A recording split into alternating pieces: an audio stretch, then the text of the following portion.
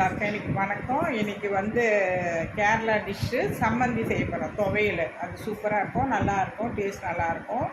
அது ஒரு ஜீரணத்துக்கு ஒரு மாதிரி நெஞ்சு கரைக்குது அந்த மாதிரி ஒரு ப்ராப்ளம் இருக்கிறவங்க நைட்டில் இந்த மாதிரி வச்சு நம்ம சாப்பிட்டோம்னா நல்லா சூப்பராக இருக்கும். ஒயிட் ரைஸில் நம்ம அதை பிசைஞ்சு சாப்பிட்டா கூட நல்லாயிருக்கும். ஒரு உருளைக்கிழங்கு வறுவலும் அப்படி இருந்தால் கூட நமக்கு போதும், ஒரு அப்பளம் இருந்தால் கூட போதும், நம்ம அது மாதிரி சாப்பிட்டுக்கலாம். அதுக்கப்புறம் எல்லா குழம்புக்கும் நம்ம அதை சைட் டிஷ்ஷாக நம்ம வச்சு சாப்பிட்லாம், சூப்பராக இருக்கும். அது கேரளா நேச்சுரலான துவையல் அப்படின்னு சொல்லி நம்ம சொல்லுவோம். ஆனால் வந்து கேரளாவில் அது சம்மந்தி சொல்லுவாங்க. அது அவங்க வீட்டில் தினந்தோறும் இல்லாதது கிடையாது, தினந்தோறும் அது யூஸ் பண்ணிகிட்டே தான் இருக்காங்க. அது உங்களுக்கு செஞ்சு காமிக்கிறேன் என்னென்ன தேவையான பொருளுக்கு. சம்மந்தி துவையல் அது எப்படின்னு நான் உங்களுக்கு தேவையான பொருள் என்னன்னு உங்களுக்கு சொல்கிறேன். நான் இது கேரளா ஸ்டைலு. அதே மாதிரி அவங்க எப்பவுமே ராவாக அந்த மாதிரி தான் செய்வாங்க, வேறு எதுவுமே போட மாட்டாங்க. நம்ம வேறு எதுனா போட்டோம்னா அந்த சம்மந்தி துவையல் கேரளா ஸ்டைல் வராது. அது நான் நிறைய டைமு எங்கள் வீட்டில் நான் அப்பப்போ செய்வேன். ஆனால் உங்களுக்கு இந்த வீடியோ போடணுன்ட்டு நான் உங்களுக்கு செஞ்சு காமிக்கிறேன். நான் அது அதே மாதிரி கேரளாவில் இருக்கிற ஸ்டைல் தான் நான் உங்களுக்கு செய்ய போகிறேன். நம்ம ரிலேஷனு மலையாளி, அவங்களோட இதுவே நான் ஒரு சிலதெல்லாம் நான் நிறைய கற்று வச்சுருக்கேன். ஒன்று ஒன்றா உங்களுக்கு போட்டு காமிக்கிறேன். அவங்க இப்படி தான் செய்வாங்க. அது சூப்பராக இருக்கும், டேஸ்ட்டாக இருக்கும். வெறும் சாதத்துக்கு நம்ம பிசைஞ்சு சாப்பிட்டுக்கலாம். இட்லி, தோசை அந்த மாதிரி கூட நம்ம வச்சு சாப்பிட்டுக்கலாம்.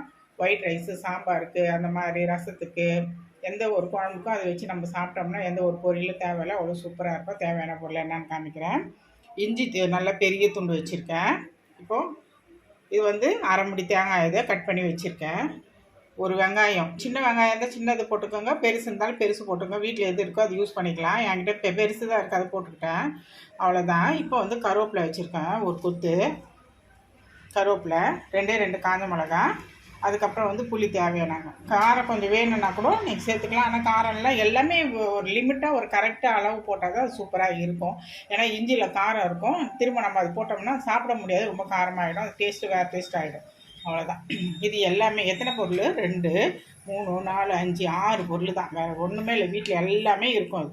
அது தேங்காய் இருக்கும், இஞ்சி இருக்கும், கருவேப்பிலை இருக்கும், காஞ்ச மிளகா இருக்கும், புளி இருக்கும், வெங்காயம் இருக்கும். நம்ம என்னடா ஒரு சாம்பார் வச்சுட்டோமே, ஒரு குழம்பு வச்சுட்டோமே, தொட்டுக்கிறதுக்கு எதுவுமே இல்லைன்னு யோசிக்க வேண்டாம். ஒரு இட்லி ஊற்றிட்டோமே, எதுவுமே இல்லைன்னு சொல்லி யோசிக்க வேண்டாம். நம்ம வீட்டில் இருக்கிற பொருளை வச்சு ஒரு சம்மந்தி பண்ணிக்கலாம். இப்போ வந்து இது கூட வந்து தேங்காய் எண்ணெய் போட்டு தான் நம்ம வந்து வதக்கணும். ரொம்பவே வதக்கக்கூடாது, லேசாக வதக்கினா அந்த பச்சை வாசம் போகிற வரைக்கும் வதக்கிட்டு உப்பு போட்டு நம்ம தேவையான தண்ணி மட்டும், ரொம்ப தண்ணியாக இருக்கக்கூடாது. அது அம்மியில் அரைப்பாங்க. எங்கள் வீட்டில் அம்மி இருந்தது, அம்மியில் நாங்கள் அரைச்சோம்னா அப்படி நல்லா கெட்டியாக அப்படி ரவுண்டாக சூப்பராக பால் மாதிரி வரும். நம்ம மிக்சியில் போடுறதுனால கொஞ்சம் தண்ணி ஊற்றி தான் நம்ம அரைக்க வேண்டியது வந்தது. அதனால் வந்துட்டு இப்போ வந்து தேங்காய் எண்ணெய் வந்து கேரளா தேங்காய் எண்ணெய் தான் இது. இப்போ வந்து எதுக்கு நான் யூஸ் பண்ணுவேன்னா அதுக்கு நான் தேவையானது நான் ஊற்றி வச்சுப்பேன். இப்போ உங்களுக்கு காமிக்கணுன்றதுக்காக தான் நான் இந்த கவரில் கொஞ்சம் வச்சுருக்கேன். இது எல்லா கடையிலையும் இருக்குது.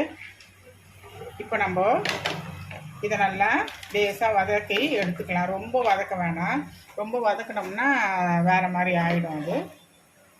இப்போ அதில் இட்லிக்காக இந்த சம்மந்தி துவையல் பண்ணுறேன். அது இட்லி இப்போ வெந்துட்டுருக்கு. மதியம் நல்ல ஹெவி ஃபுட்டா, அதுக்கப்புறம் காலையில் ஹெவி ஃபுட்டா, நைட்டுக்கு என்ன பண்ணணும், இந்த மாதிரியான துவையெல்லாம் வச்சு இஞ்சி, தேங்காய் இதெல்லாம் சேர்ந்தது சாப்பிட்டோம்னா நம்மளுக்கு வந்து ஓரளவுக்கு ஜீரணமாக ஆகும், ஒன்றுமே ஆகாது. அதனால தான் வந்து அவங்க நிறைய இந்த மாதிரியான செஞ்சு சாப்பிடுவாங்க. மோர் குழம்புக்கு, தயிர் சாதத்துக்கு எல்லாமே சம்மந்தியை யூஸ் பண்ணிப்பாங்க. இது வந்து கேரளாவில் ஓணத்துக்கு இந்த சம்மந்தி இல்லாத டிஷ்ஷே இருக்காது, நல்லாயிருக்கும். மீன் குழம்புக்கெலாம் சம்மந்தி வச்சு சாப்பிடுவாங்க.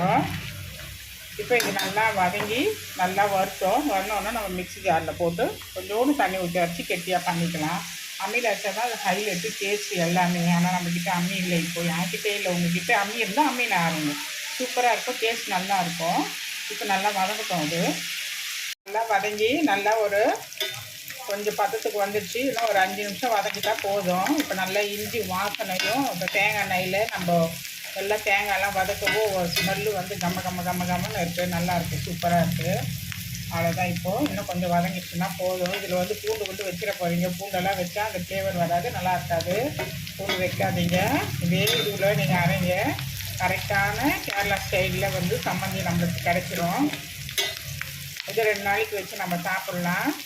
சூப்பராக இருக்கும். ஃப்ரிட்ஜில் வச்சுட்டு ஒரு வாரத்துக்கு கூட நம்ம எடுத்து வச்சு சாப்பிட்லாம், நல்லாயிருக்கும். இப்போது அம்மியில் அரைச்சா தான் இதோட ஹைலைட்டு, டேஸ்ட்டு எல்லாம் அம்மியில் தான் அங்கே ஊருங்களில் அரைப்பாங்க. நமக்கு அம்மி எனக்கு வந்து அம்மி வசதி கிடையாது. ஆனால் எனக்கு அம்மி வச்சு அரைக்கணும்னு ஆசை. அதனால் வந்துட்டு அம்மி நான் இல்லை எனக்கு. உங்களுக்கு இருந்ததுன்னா நீங்கள் அம்மியில் வச்சு அரைச்சி நீங்கள் செஞ்சு பாருங்கள். இதில் ஒரு தாளிப்பு எதுவும் நம்ம கொடுக்க போகிறது கிடையாது. இது அப்படியே ராவாக தான் அரைச்சிட்டு உப்பு போட்டு நம்ம சாப்பிட போகிறோம். அவ்வளோதான். இது நல்லா கரெக்டான பதத்துக்கு வந்துடுச்சு. இப்போ நம்ம ஆஃப் பண்ணிவிட்டு நம்ம அதை ஆற விட்டுருவோம். மிக்ஸி ஜாரில் போட்டுட்டேன், கொஞ்சம் நல்லா ஆறிடுச்சு.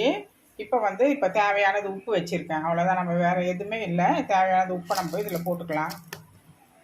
இப்போ போட்டுட்டு இதில் லேசாக மட்டும் தண்ணி கொஞ்சம் ஊற்றி நம்ம அரைச்சி நம்ம எடுத்துக்கலாம். நல்லா கெட்டியாக அரைச்சி எடுக்கணும், அவ்வளோதான். சம்மந்தி ஓவரு. இதை நீங்கள் வீட்டில் செஞ்சு பாருங்கள். இதில் சூப்பராக இருக்கும். ஒரு மாதிரி ஜீரணம் ஆகலையா, ஒரு மாதிரி நெஞ்சு கரைக்கு தான். இந்த மாதிரி ஒரு தோசைக்கு இட்லிக்கு நம்ம வச்சு சாப்பிட்டோம்னா நல்லாயிருக்கும். நைட்டில் நம்ம மோஸ்ட்லி இந்த மாதிரி தேங்காய் சட்னி அந்த மாதிரி சாப்பிட்றதோட இந்த மாதிரி நம்ம வச்சு சாப்பிட்டோம்னா நல்லா சூப்பராக இருக்கும். வாய்க்கு இந்த ஜுரம் ஃபீவர் உள்ளவங்களும் இந்த மாதிரியான துவையல் வச்சுட்டு ஒரு கஞ்சி கொடுத்தோம்னா கூட அருமையாக சாப்பிட்ருவாங்க. இப்போ நான் அரைச்சி எடுத்துக்கிறேன். இப்போ சம்மந்தியை நம்ம அரைச்சாச்சு, இந்த துவையில் அரைச்சாச்சு. இவ்வளோதான் போதும். இவ்வளோ பக்குவம் தான் வந்திருக்கு. இன்னும் வந்து கெட்டி ஆகணும். இது வந்து நம்ம அம்மியில் அரைச்சா இன்னும் நல்லா கெட்டி ஆகும். அதனால் நான் மிக்சியில் அரைச்சதுனால உங்களுக்கு இந்த பதத்தில் தான் இருக்குது.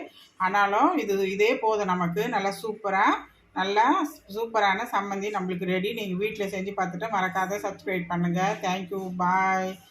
இது சூப்பரான டிஷ்ஷு, நல்ல டிஷ்ஷு, நல்ல ஜீரணமாகும்.